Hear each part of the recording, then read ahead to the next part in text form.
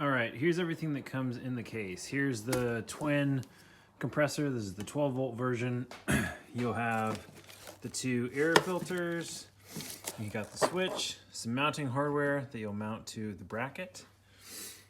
This is the wiring harness that'll wire it to the battery with the two fuses in line. This will plug directly into the air compressor. This also plugs in to the air compressor, and this piece will go towards your switch. This side of it comes without the coupling piece attached because you're going to feed this in through the firewall, so it's a lot easier to do without this coupling piece on there.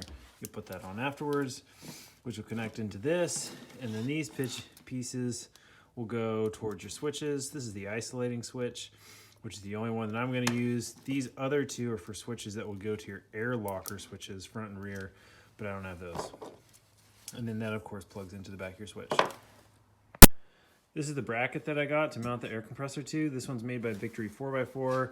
It's made out of steel, powder coated black, really good quality. I like this one a lot. I have a 2014 Toyota Tundra, and with this mount, the Victory 4x4 mount, it's actually best if the compressor sits towards the front of the vehicle as much as possible. So everything's upside down right now, but basically with these slots, there's a little bit of adjustability, and I want to push the compressor forwards as much as possible, which actually means that I snipped off a little bit from these washers just to get it to sit up in front of this as much as it can. It's easier to attach these fittings to the compressor when it's outside of the vehicle, so I just did it here on the workbench. This is 1/4 inch NPT National Pipe Thread. I got one fitting here, which is just a male to female extension. It's brass.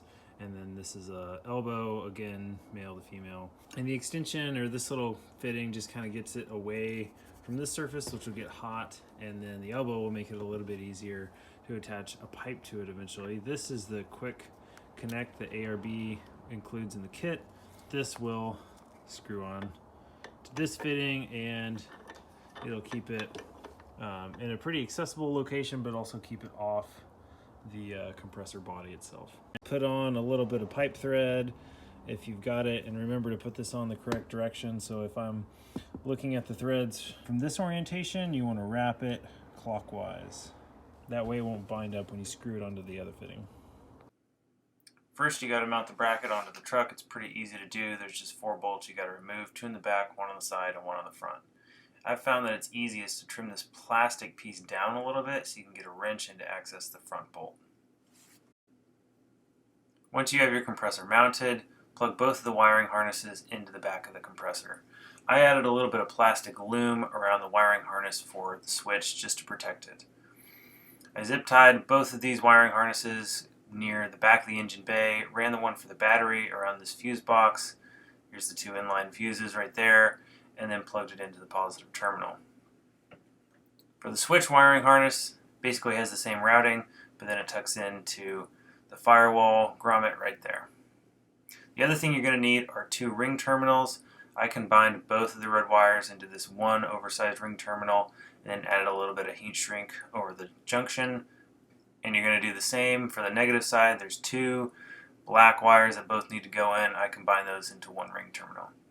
Alright, now you got to poke a hole through the firewall. There's a rubber grommet right here that most of your wiring comes through. I took a drill bit and poked a hole right next to it. This is from the inside of the engine bay, looking at where the drill bit came out. I started with a 1/8 and then I moved up to a larger size drill bit, but this thing is rubber, so it always kind of shrinks down to the smallest size it can. With some needle nose pliers, I was able to push and also pull these wires through that little hole. Just be careful while doing that because these pieces of metal are pretty thin and they're easy to bend. After you push these wires through the firewall, you're going to add the plastic coupling piece so you can connect it into the rest of the harness that goes to the switch. When you do that, be careful to put these wires into the correct positions in this coupler. Most of the colors match up with the one right here, which is coming from your switch, except for one color. The purple goes into the red, but all the other colors match. Next, you've got to mount your switch. I originally wanted to mount it in one of these 2 mounting locations, but the switch is a way different size than these, so it doesn't really work. Instead, I decided to mount the switch up here, which works really well. There's a pretty flat piece of plastic Don't mount it too low, otherwise it'll hit that curved piece and the switch won't sit flat. Do be careful though, because there is a plastic clip for this dash piece that's in this upper right hand corner. So pull it out and just be careful. It might take a little bit of extra Dremel work. I found that a really sharp knife and a Dremel was super helpful for cutting a precise hole here.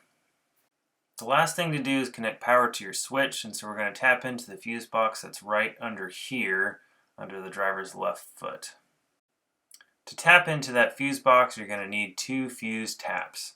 Make sure you get fuse taps that are made for low profile fuses, which is what that particular fuse box uses in a 2014 Tundra.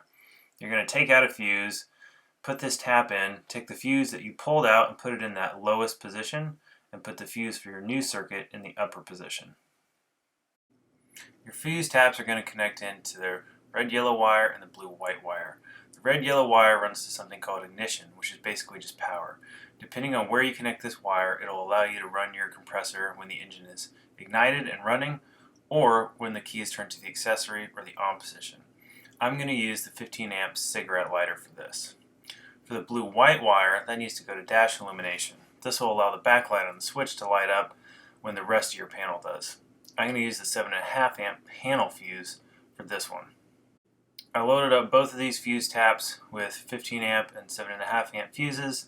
Just a note, ARB says that the one that goes to power needs to be rated for at least 8 amps, so 15 amps to do just fine.